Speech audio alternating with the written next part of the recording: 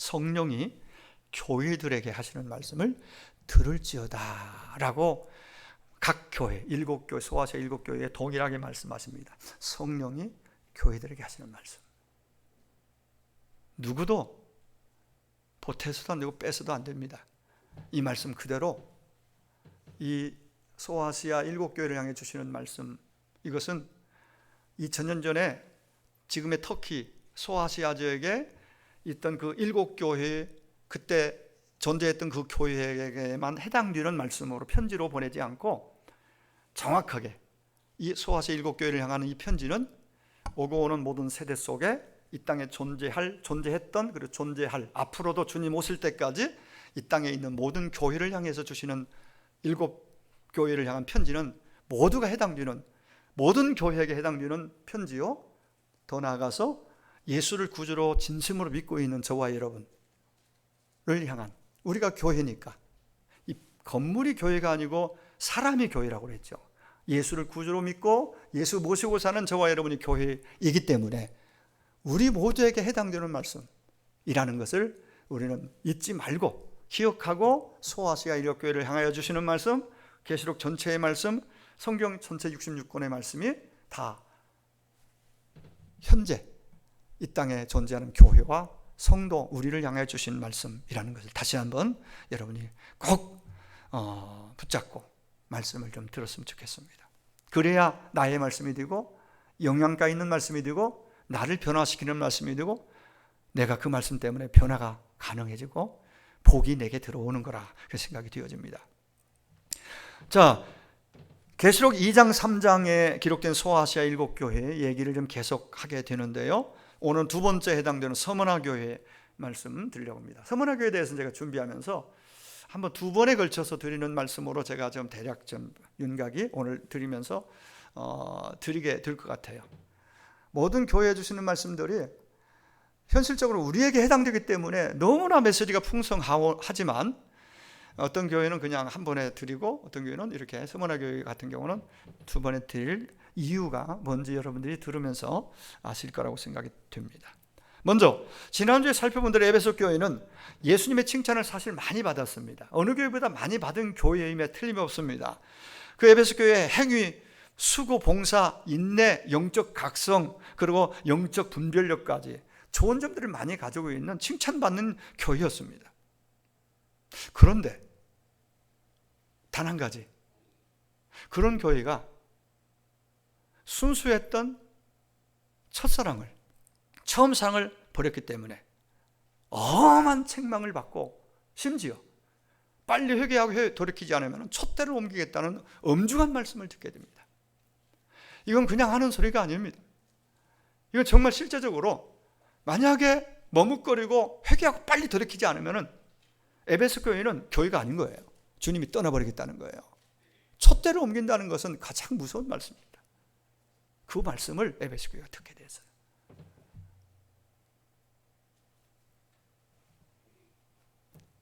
자, 한번 에베소 교회에 대해서 더 이상 가지 않겠습니다. 오늘 서머나 교회.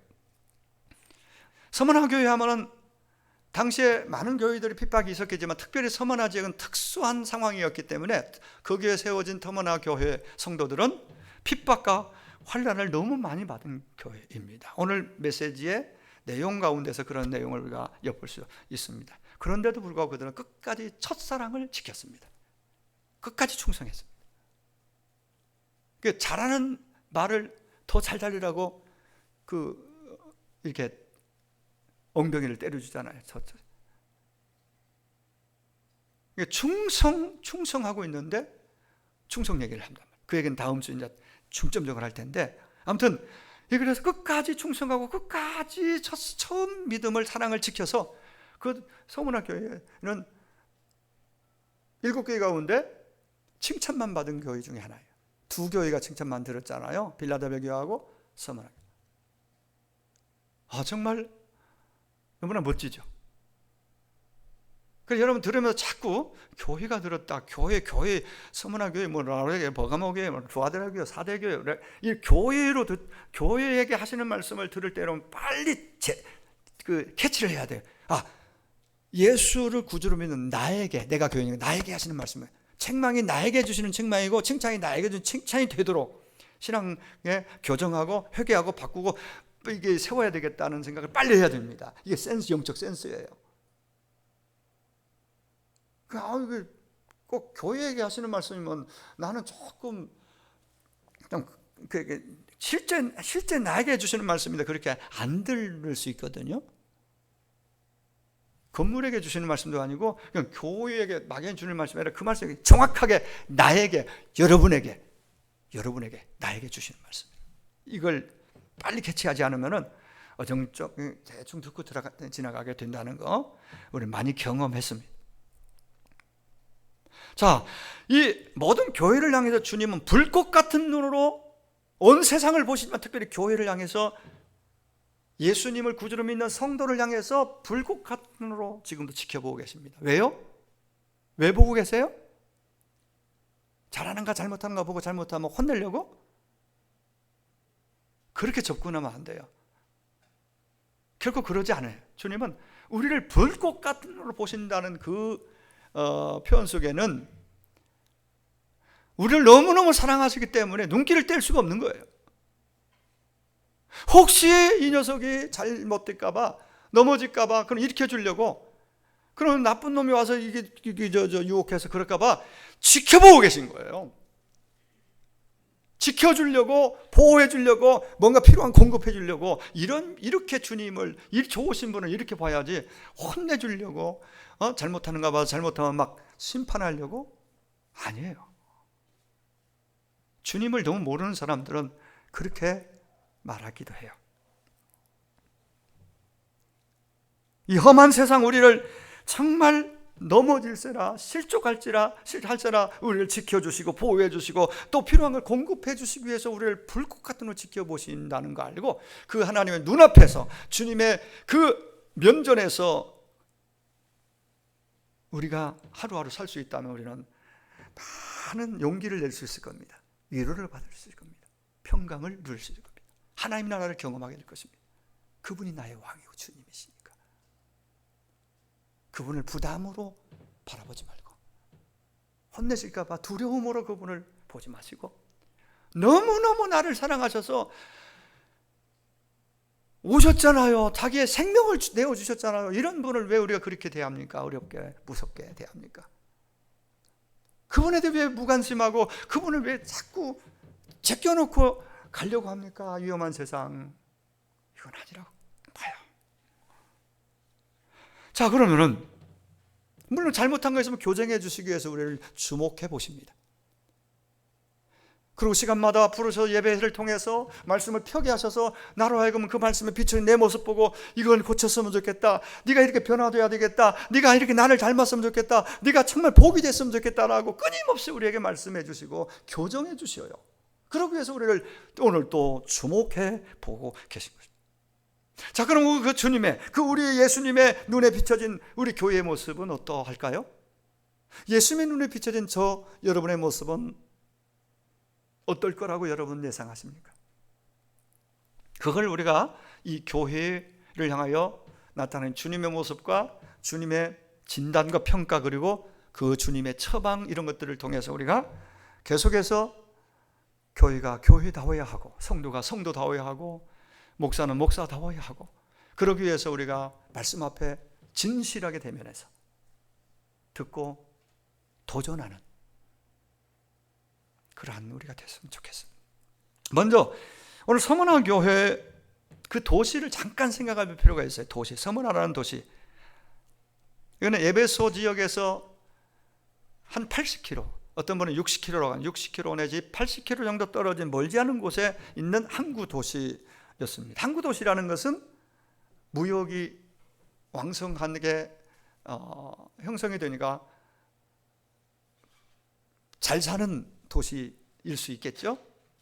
실제적으로 항구 도시가 잘 살고 반면에 우상들도 많은, 현재적으로 우리나라도 저 항구를 바다를 끼고 있는 그런 도시들은 미신 우상들을 많이 섬기는 그런 특성을 가지고 있어요. 어쨌든 이런 도시였기 때문에 아주 부유한 도시였습니다. 오늘날로 치면 오늘날 지도를 보면 터키의 소아시아 7개 가운데 이즈밀이라고 부르고 있는 곳입니다. 이즈밀.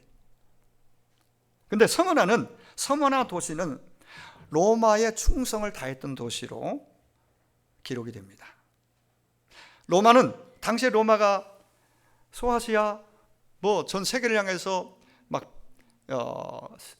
야욕을 가지고 막 영토 확장하고 지배력을 넓혀가는 최고의 전성기였잖아요, 그 당시. 그러니까 로마는 자신의 신실한 동맹으로 여기고 서머나의 황제 숭배 신전을 짓도록 했다고 합니다. 그래서 후 26년에 로마 황제를 위한 신전이 크게 서머나에 세워집니다.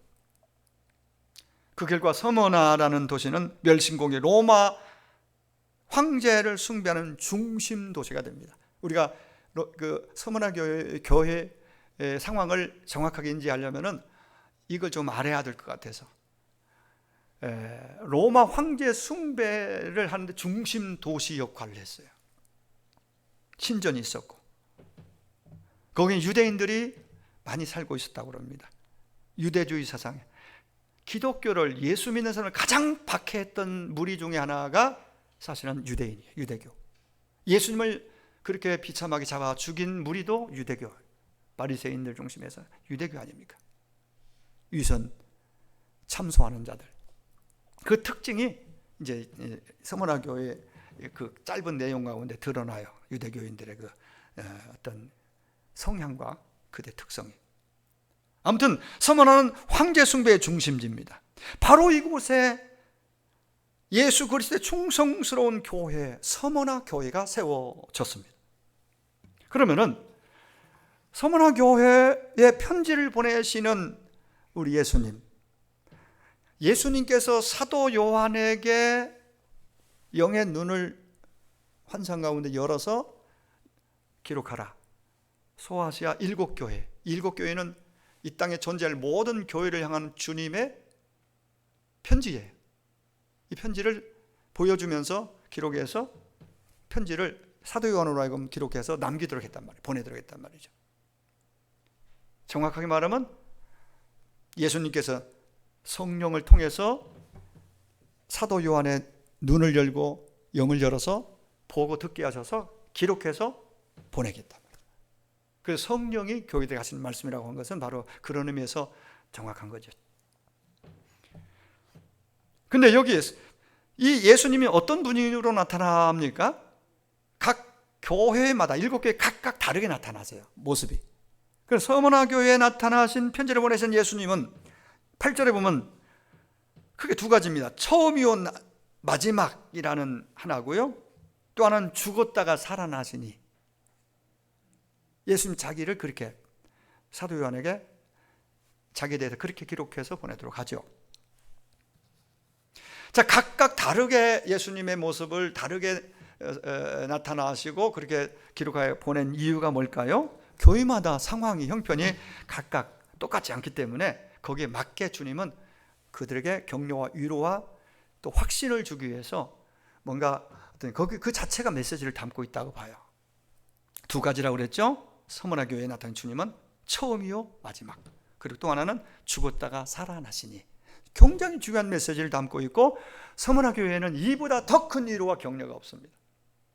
그런 메시지를 가지고 있어요. 자, 먼저 처음이요 마지막이라는 것은 잘 보시면 예수님이 누구신가에 대해서 주님의 신성 부분을 터치해 줍니다. 왜냐하면 처음과 마지막, 즉 알파 오메가라는 칭호는 구약 성경에 가끔씩 나옵니다. 하나님이 자기를, 여호와 당신을 스스로를 소개할 때, 가르칠 때 사용하셨던 그 문장이에요. 하나만 예를 들면 이사야 44장 6절에 이스라엘의 왕인 여호와, 이스라엘의 구속자인 만군의 여호와가 말하노라. 나는 처음이요 나는 마지막이라. 나 외에 다른 신이 없느니라 라고 말씀하세요. 우리는 이 사실을 통해서 예수님이 누구신가, 정확하게 그분은 하나님이시다. 왜? 처음이요 마지막이라고 하신 분이 구약의 여호와 하나님이거든요. 이 땅에 오신 예수님이, 이미 이때는 예수님이 오셔서 죽으시고 부활하시고 승천하시고 보좌에 계시면서 성령을 보내서 요한에게 편지 쓰게 하셨잖아요. 이 땅에 오셨던 지금 말씀하시는 그분이 누구냐? 하나님이라는 얘기를 하고 있는 거예요. 신성을 터치하고 있습니다. 말하고 있습니다. 특별히 예수님은 이 칭호를 통해서 자신은 시간과 공간과 역사를 초월해서 영생하시는 것을 보여주십니다.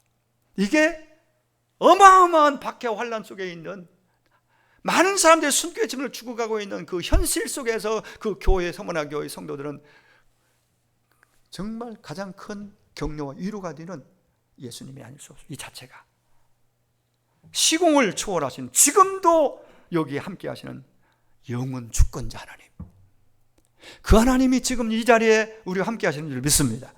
이걸 내가 진짜 믿는다면 이 예배가 얼마나 충만하겠어요. 얼마나 위로가 되겠어요. 힘들게 어려운 그 세상 속에 믿음 지키며 살다 온 여러분들, 안 그렇겠어요? 또 하나, 죽었다 살아나신 분으로서 예수님은 누구시냐? 죽었다 살아나신, 우리가 너무 잘 아는 복음 중에 복음이잖아요. 이건 예수님 인성 부분을 얘기해 줍니다. 예수님은, 그분은 근본 하나님의 본체라고 빌립보 2장에 말씀하십니다. 하나님은 영원하시기 때문에 그 본질상 결코 죽을 수가 없어요. 누군가 죽어야, 죄 없는 누군가 죽어야, 죄가 전혀 없는 누군가 죽어 피를 흘려야 죄를 속함받고 구원받을 수 있는데, 인류를 향한 하나님의 구원 계획표는 나왔는데 이거 방법이 한 가지밖에 없어요. 하나님 당신이 몸을 입고 성육신, 몸을 입고 땅에 오셔서 그래야 죽을 수 있고, 하나님은 못 죽으니까 몸을 입어야 죽음이 가능하고 피가 있어야 되니까, 그래서 모든 걸 완벽하게 그래서 예수님이 인성, 하나님이 인성, 사람의 몸을 입어야만 했습니다. 그리고 이 땅에 오신 거예요. 성탄하신 거예요. 그분의 이름이 누구예요? 하나님이 사람의 몸을 입고 이 땅에 오신 성탄하신 그분의 이름이 우리가 알고 있는 외아들, 독생자, 하나님의 아들이라고 하는 예수님. 그러나 그분은 정확하게 하나님이십니다. 하나님이십니다. 그분이 우리를 위해 죽으려고, 죽으시려고, 죽기 위해서 몸을 입고 인성 입으시고 이 땅에 오셨습니다. 그리고 주님은, 우리 예수님은 십자가에 의해서 우리의 모든 죄를 담당하시고 약속대로 죽어주셨습니다. 죄 없는 예수님이 죄 있는 것처럼, 죄인처럼 죽으셨어요. 우리 죄 때문에. 만약에 거기 십자가에서 죽음으로 끝났다면 기독교는 좀 타오르다가 벌써 없어질 거예요. 기독교가 이 땅에 주님 오실 때까지 계속 주님의 소망대로, 비전대로 전 세계를 향해서 복음을 가지고 죽여도 가고 더 왕성하게 부흥하는 이유는 뭘까요? 세계적으로 보면 부흥하고 있거든요. 우리나라 부흥하다 약해지고 있지만은 전 세계적으로 오히려 저 동남아 지역이라든가 회국권이나 이런 데도 막 이 복음의 물결치고 있는 상황, 전체적으로 보면 20억, 21억 막 올라가요. 그리고 어느 시점이 되면 주님이 오시겠죠, 약속대로. 어쨌든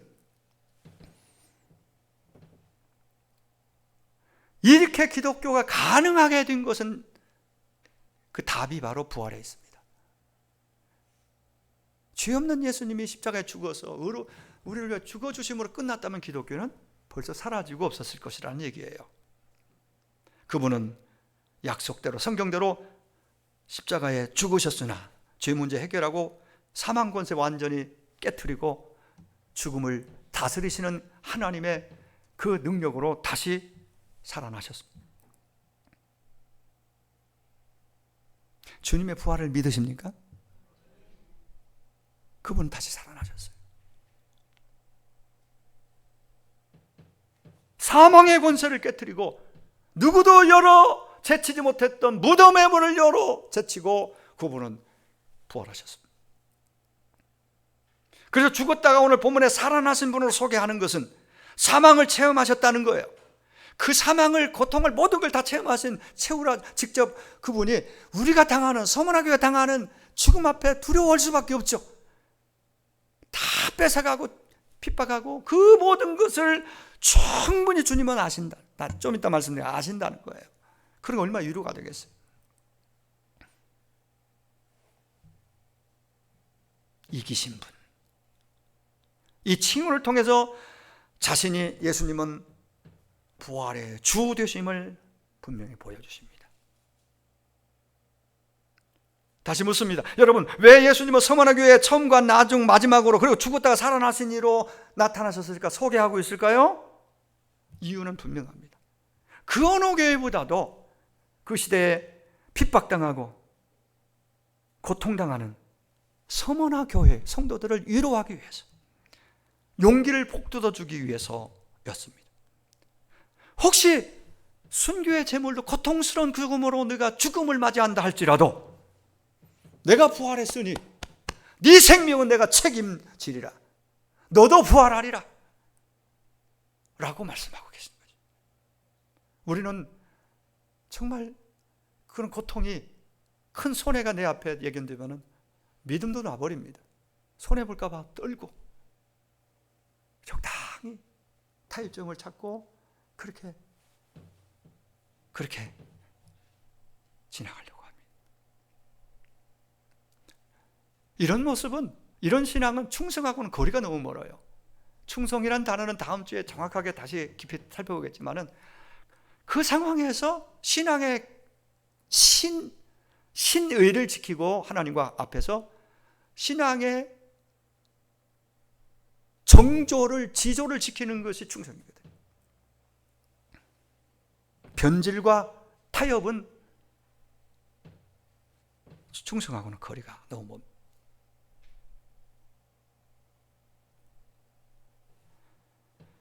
예수님은 오늘도 우리의 각자의 형편에 맞는 모습으로, 각 교회 형편에 맞는 모습으로 나타나셨듯이 그런 각각에 맞는 모습으로 각각의 여러분에 맞게 주님은 찾아와 주십니다. 우리가 겸손하게 마음만 열면 동일하게 이 자리에 예배하지만은 여러분 상황과 형편은 각각 다르지 않습니까? 주님은 다 아시고 여러분에게 필요한 말씀으로, 필요한 손길로 어루만지시고 격려해 주실 줄을 믿습니다. 우리가 주님 앞에 어떤 태도와 어떤 마음이냐가 굉장히 중요합니다.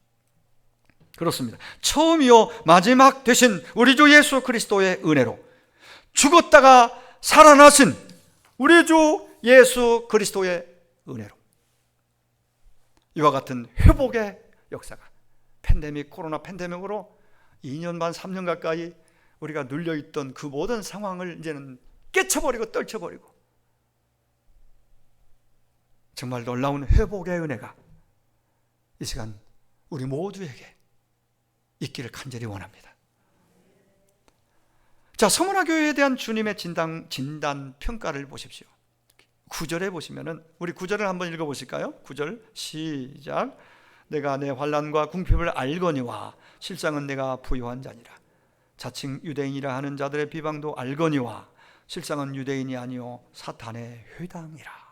안다는 말이 알거니와 하고 두 번 나오지, 반복해서. 알거니와, 안다, 아신다는 표현. 두 가지 면에서 아신다고 구체적으로 말씀하십니다. 뭘까요? 서머나 교회의 환난과 궁핍을 아신다고 말씀하십니다. 앞에서 보셨듯이 서머나는 그 도시 자체가 황제 숭배의 중심 도시 역할을 했습니다. 당연히 황제 숭배를 강요받았습니다. 서머나 교회는 끝까지 황제 숭배를 거절했습니다. 거절하고, 황제 숭배는 가이사를 주라고 고백하도록 하는 거예요. 그를 하나님, 주님으로 고백하라는 거예요. 강요받는 거죠. 서머나 교회 성도들은 목을 내놓고 주는 한 분밖에 없습니다. 우리 예수님만이 우리의 주님이십니다 라는 신앙의 절개를 지켰습니다. 그래서 많은 핍박을 받아야 했습니다. 많은 환난에 직면했습니다. 서머나 교회가 궁핍했던 이유 중에 이유도 여기에서 환난이라는 단어가 설명해 줍니다. 자칭 유대인이라는 자들의 비방도 알거니와 실상은 유대인이 아니요 사탄의 회당이라는 말을 근거해 볼 때, 서머나 교회의 환난은 유대인, 즉 유대인은 사탄의 정말 너무너무 불명예스럽고 무서운 말 아니겠어요? 유대인의 회당이 사탄의 회당이에요. 그들이 하나님의 이름으로 하나님 믿는 사람들을 핍박하고 고소하고 참소해서 죽게 만드는 무서운 사탄의 회당이었어요.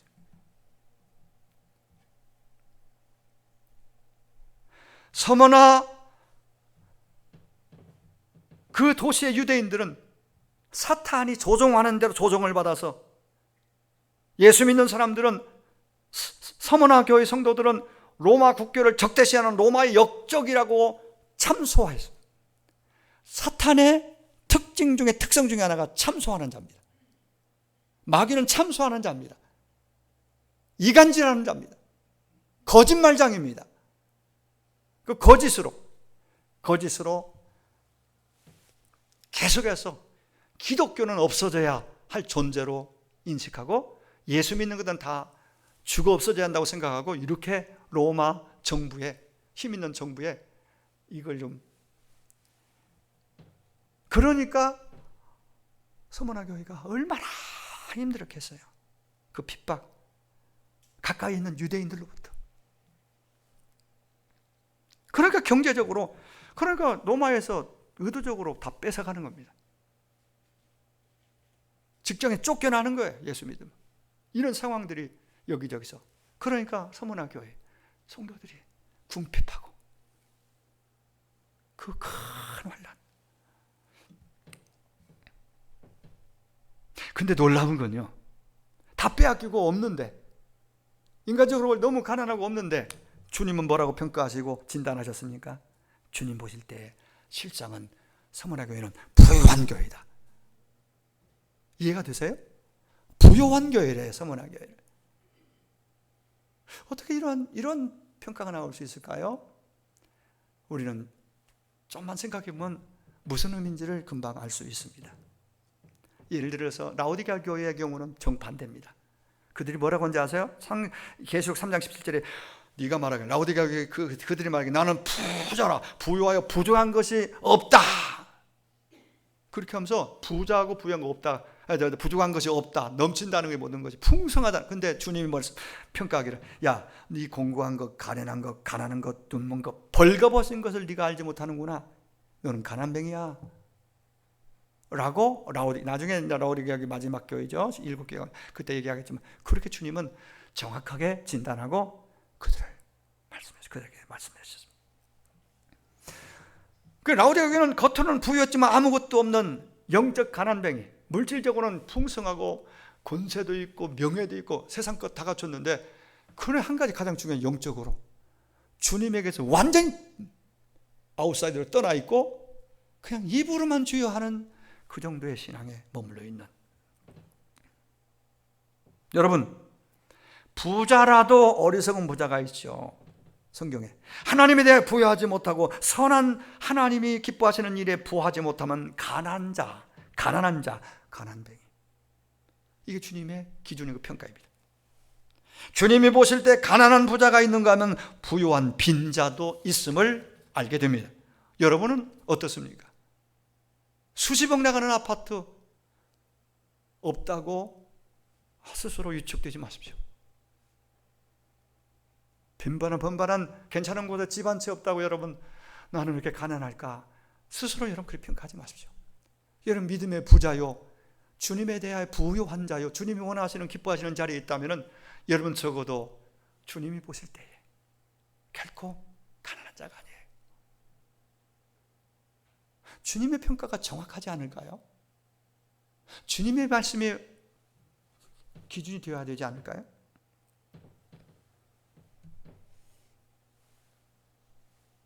세상적인 시각으로, 눈으로 보면서 자꾸 상처받지 말고. 부자는 하루에 6끼 먹습니까?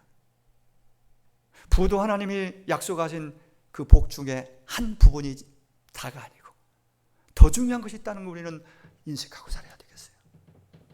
세상적인 시각으로 자신과 자녀들과 이웃을 보지 말고 주님의 관점에서 보는 눈이 열릴 수 있다면 내 믿음 없음이, 정말 소망이 작아짐이, 주님을 향하는 아름다운 섬김이 약해짐이 안타까워야 되는데, 그 반대적 현상을 내가 향하고 있다면 이것이 참 안타까운 일이 할 수 없습니다. 주님의 관점으로 자신을 보고 그래서 내가 믿음이 부족했구나, 내가 섬김이 부족했구나, 내가 선한 사업에 너무 인색했구나, 주님 앞에 너무 멀어져 있구나 하는 것을 이런 부분에서 주님의 관점에서 보고 안타까워하면서 그 회복을 위해서 여러분들이 힘도 쓰고 기도도 하실 수 있기를 간절히 원합니다. 그 눈으로 볼 수 있다면 우리는 많은 부분에서 정말 주님이 원하는 그런 모습들을 세워갈 수 있을 겁니다. 주님은 서머나 교회를 향해서 뭐라고 말씀하십니까? 권면하십니까? 환난으로 인한 궁핍, 이게 서머나 교회에 지금 현재 상황에 환난도 있고 그것 때문에 궁핍까지 왔어요.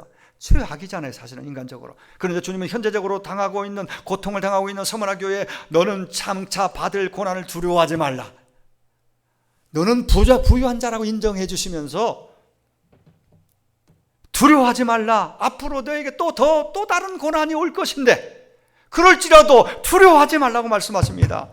10절에 주님은 영원히 살아계시는 주권자이시므로 온 땅의 모든 것을 주도하여 다스리시는 분이기 때문에 그 하나님을 너의 하나님으로 나의 하나님 믿고 있다면, 그 주님을 진짜 신뢰한다면 우리 가운데 스며들어오는 두려움, 염려들을 물리고 떨쳐버릴 수 있다는 말씀입니다.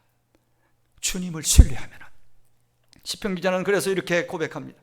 27편 1절에 여호와는 나의 빛이요 나의 구원이시 내가 누구를 두려워하리요. 여호와는 내 생명의 능력이시 내가 누구를 무서워하리요. 사람 무서워하고 두려워하면요 결국은 믿음을 잃어버립니다. 하나님만 두려워하는 자가 되어야 됩니다. 하나님만 신뢰할 때 두려움은 우리에게서 떠날 것입니다. 다윗은 시편 23편 4절에 내가 사망의 음침한 골짜기를 다닐지라도, 현실적으로 사망의 음침한 골짜기, 죽음이 바로 코앞에 눈앞에 와 있는 상황이 지금 계속되고 있는 상황 속에서 그는 이렇게 말합니다. 내가 두려워하지 않는다. 그 믿음으로 골리앗 앞에 섰고 그리고 그는 승리했잖아요. 두려워하지 않아요. 누구도 사람은 두려워하지 않아요. 왜? 나와 그분이 함께 하시니까 두려움이 없어. 여러분 하루하루 매 순간 주님과 함께 하시기를 축복합니다. 주님 여러분 함께 하시는 분임을 인식하고 사시기 바랍니다. 그분을 신뢰하시기 바랍니다. 우리가 부르는 찬송가 445장에 제가 한 몇 번 불러봤습니다. 옛날에 불렀고, 그런데 요즘엔 또 이 찬양은 잘 안 부르는 현상인 것 같아요. 태산을 넘어 캄캄한 밤에 다닐지라도 주께서 나의 길 되시고 나에게 밝은 빛이 되시니 길 잃어버릴 염려 없네. 태산을 넘어 한국에 가도 캄캄한 밤에 다닐지라도 주님이 나의 길 되시고 주님이 나와 함께 하심을, 그분을 그래서 신뢰하고 산다면 염려, 두려움 받아들이지 마세요. 스며들려고 자꾸 그런 것들이 와도 말씀으로 선포하고 내가 너와 함께 합니다. 두려워하지 말아라. 염려하지 마라. 내게 맡겨라. 내가 책임져 주리라. 내가 너를 권고하리라. 돌봐주리라. 이러한 수많은 약속들을 생각하고 묵상하면서 선언하고 믿음으로 지켜내야 될 거예요.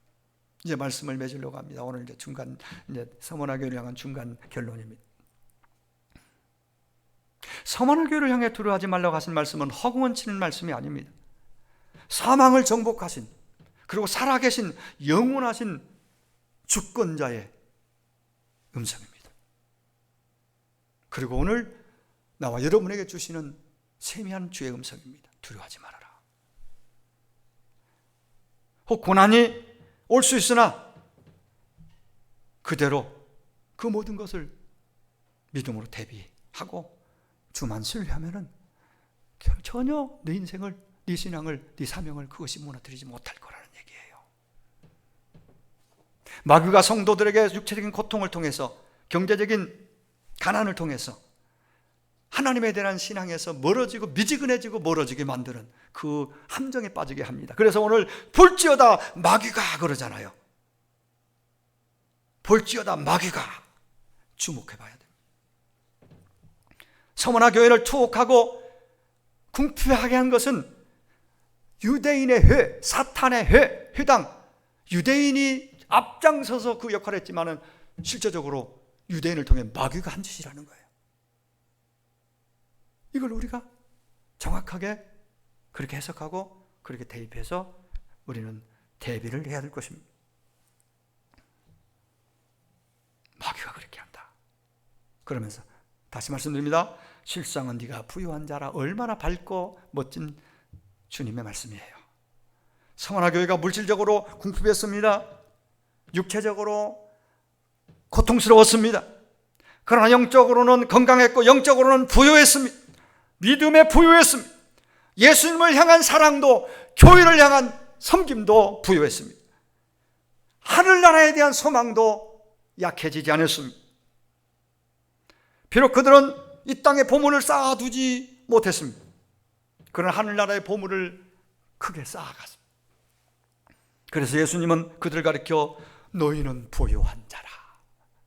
이건 칭찬이고 격려고 실제. 이 음성을, 이 칭찬을 우리 교회가, 한국교회가 오늘 저와 여러분이 들을 수 있었으면 너무너무 좋겠습니다. 주님이 그렇게 우리를 칭찬해 주시는 자로 우리 신앙을 세워야 되지 않겠습니까? 서문화 교회처럼 영적으로 부요한, 하나님께 대해 부요한, 그래 주님께 칭찬받는 우리 교회, 저와 여러분 다 되어지기를 주의 이름으로 축원합니다. 기도하겠습니다. 하나님, 제가 어떤 모습인지 보았습니다. 알았습니다. 고칠 걸 고치고 변화되어서 주님이 인정하시고 칭찬하시는 교회, 그런 내가 되기를 원합니다. 말씀 생각하면서 한 1분간만 같이 기도하겠습니다.